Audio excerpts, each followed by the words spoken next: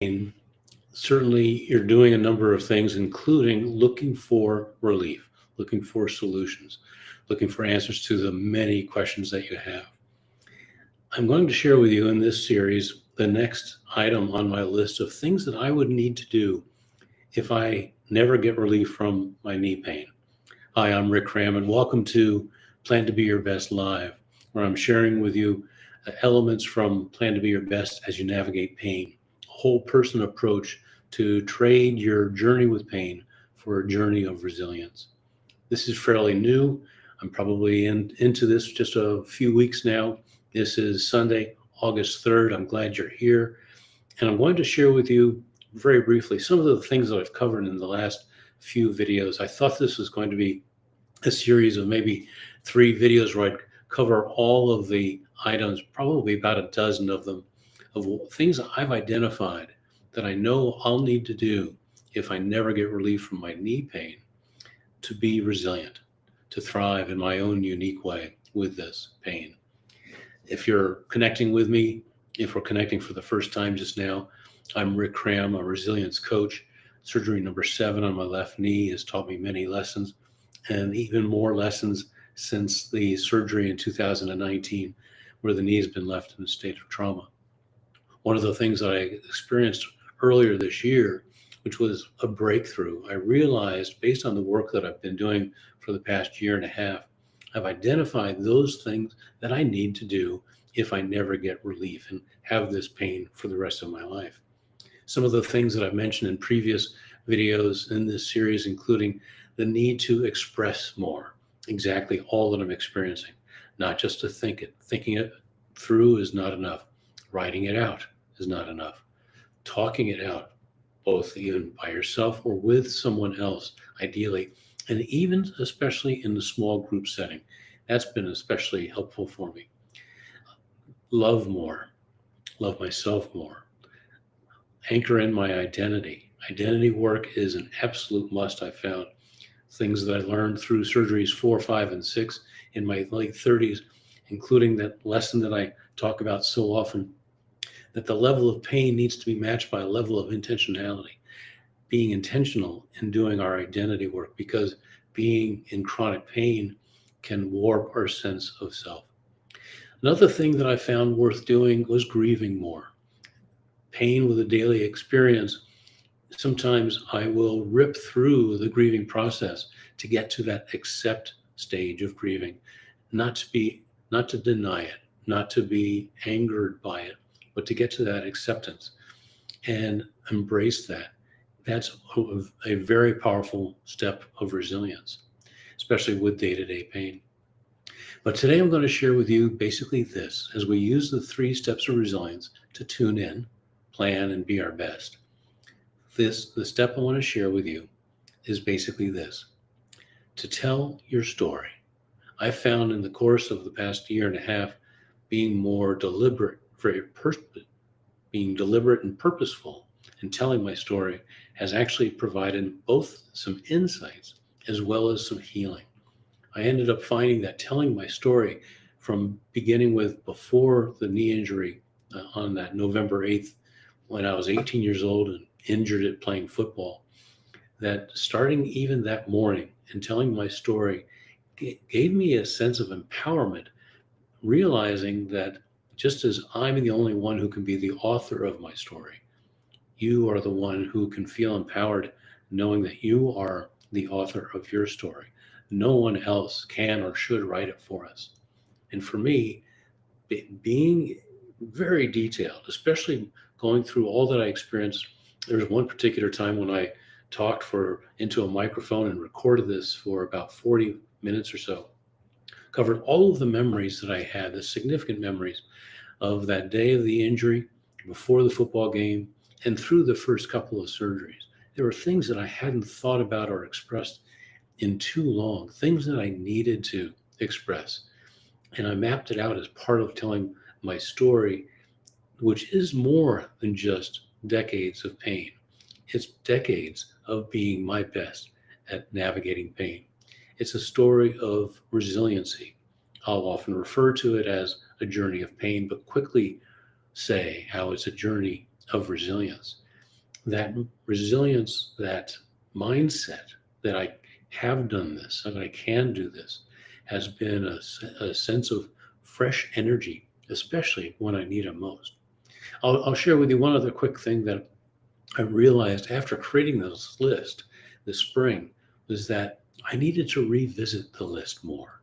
Needed to revisit my story more. I needed to revisit the things that I have grieved and processed in a healthy way, doing good grief. I have revisited the things that I've done that have been successful, things that help me pivot a moment where I can win back the energy that pain takes away. I can win back the focus that pain takes away. I can win back the hope that pain can take away. Revisiting this, reading through it, remembering it has been a new door opening for my own resilience work, to keep going back and taking a look at, not actually, I look at what's in my resilience toolkit. I look at what I've added, things that haven't worked that I've taken out. And the more that I spend time with that, the more I'm actually spending time with my own unique resilience.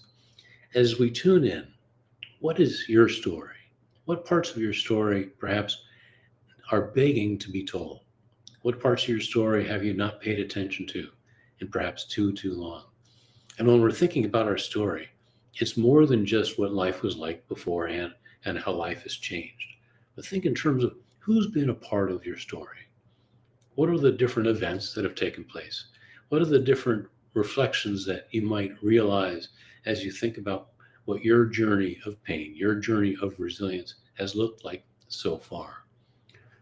What are the different emotional arcs, if you will, that you've experienced during the course of what you have been experiencing, no matter how hard it is? As we think about our story, we can actually think through and actually challenge ourselves and ask this question: how do I want to, if I have this perspective on this aspect of my story? For example, I was not prepared for not just the first surgery, but to realize that I needed a second and I needed a third. And then 15 years later, I needed a fourth, fifth, and sixth. To a great extent, especially back when I was a teenager, I wasn't prepared for it. But looking back on it now, I realized, and part of what has gone into the plan to be your best as you navigate pain approach, this whole person approach, is that we can acknowledge that, all right, I wasn't prepared for this, but it's never too late to become able.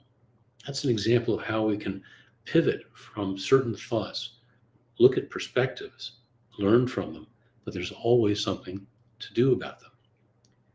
What more is part of your story? And now I'm going to actually just check, since I'm live here on YouTube and Facebook. I'm going to open up a chat tool. If you've got any questions, I'm here for you. I should be able to see your comments. Any questions that you have, I'll answer you in real time. Most of all, I'll encourage you, because I know how difficult pain is. When I experience my baseline pain are dozens of instant blasts of acute pain in many different parts of my knee. There are over 20 different pain sensations that I experience over time.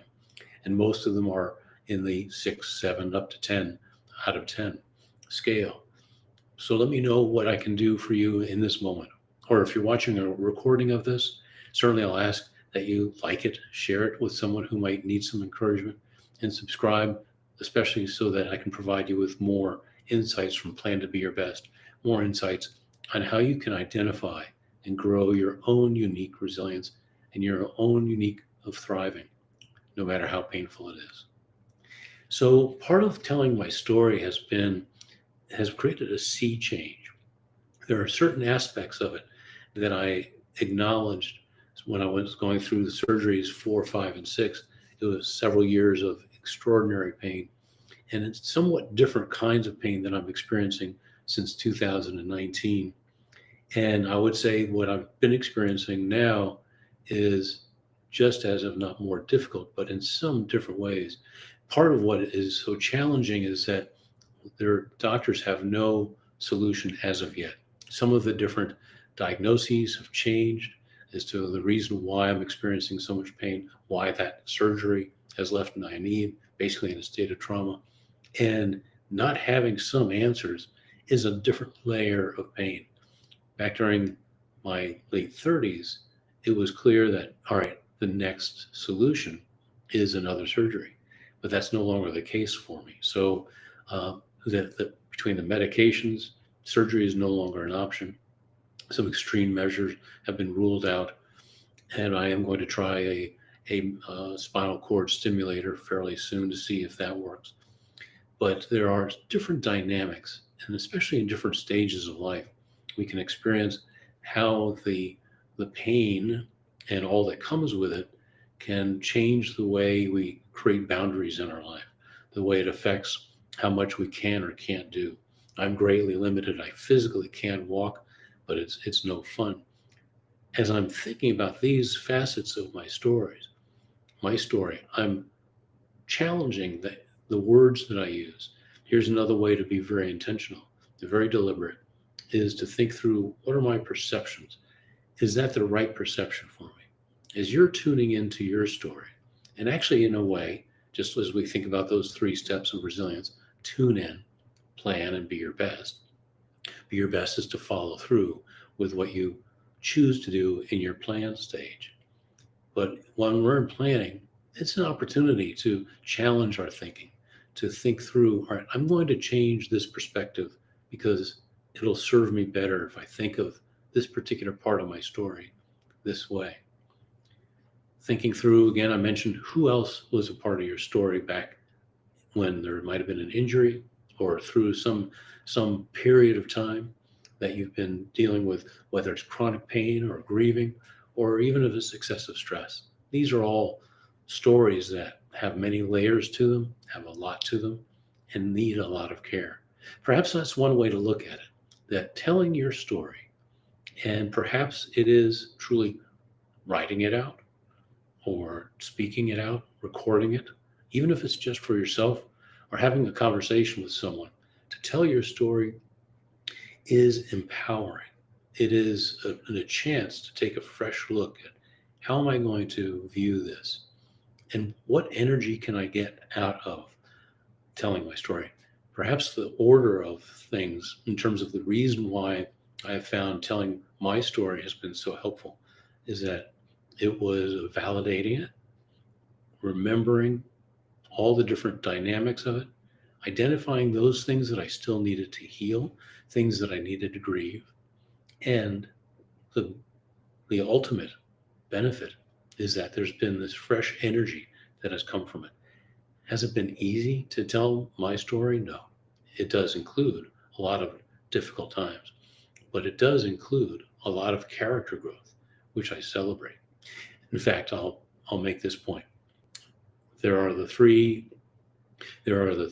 steps of resilience that are part of the Plan to Be Your Best methodology. To tune in, plan, and be your best. Those 3 steps are then integrated across 8 domains of thriving. One of them, the last domain of thriving, is the triumph domain, where we take a look at how important it is, the benefits that come from looking at how we celebrate even the smallest victories in our journey of resilience. Every time we connect a positive emotion to a successful act or thought or emotion of resilience, it's worth celebrating. That creates a new pattern of thought and creates a good use of neuroplasticity, which down the road further strengthens our ability to be resilient, especially when we need it most. So as you're in this plan stage with me, thinking about your story, what changes might need to be made? What parts of your story might you want to rewrite now? Who might be a part of your story that is no longer in your life?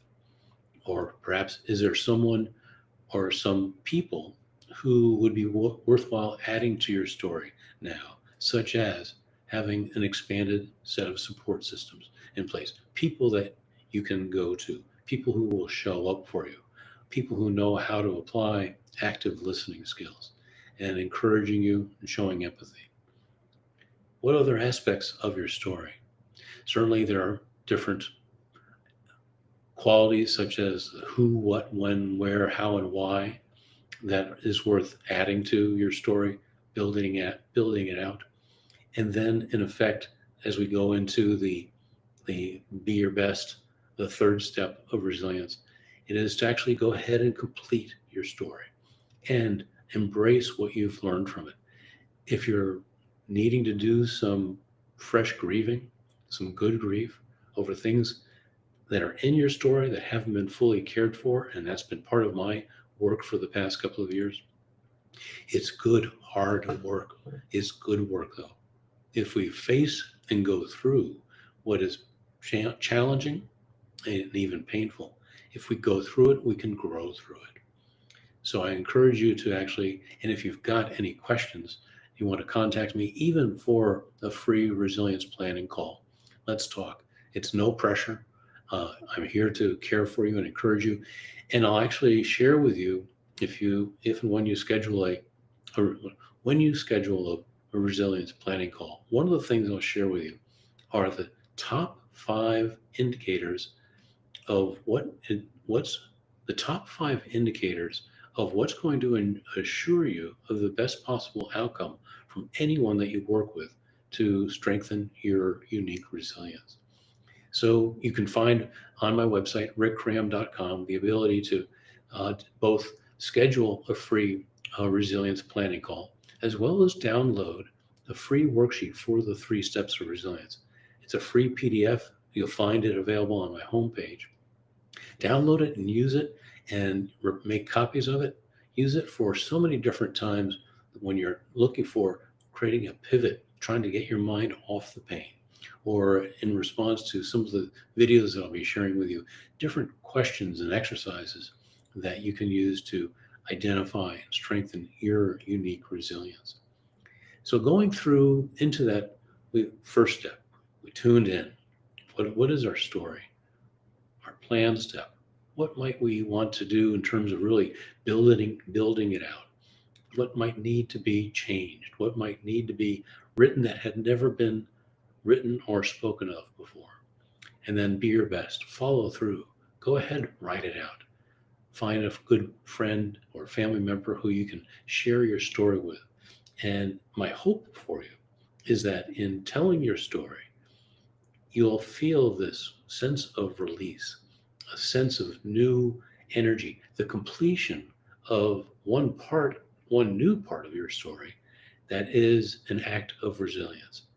It is a source of new ways for you to strengthen, grow your resilience. Be your best, follow through, tell your story. And I look forward to knowing what it is that you might have learned from it. What did you gain from it? Even if you want to share with me what was hard about telling your story.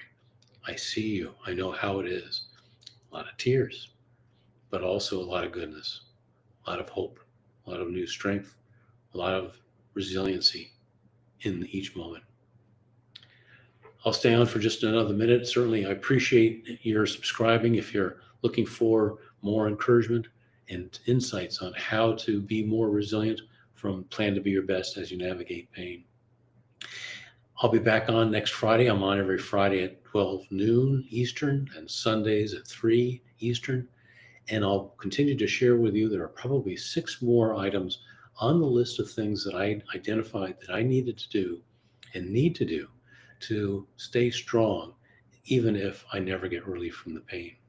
And I'll keep you up to date on how things go in this new process of approaching, in the weeks or months ahead, a spinal cord stimulator, and we'll see if that does offer some pain relief for me. But I want to thank you most of all, also taking this chance to remind you, as I often do, 2 things. As you hear me often say, and it's so true, your best is greater than the pain. When you're telling your story, allow that quiet, small voice inside rise up from within you to ask you a question that you know how to answer. That question will sound like this: when will you realize just how strong you are? Take good care.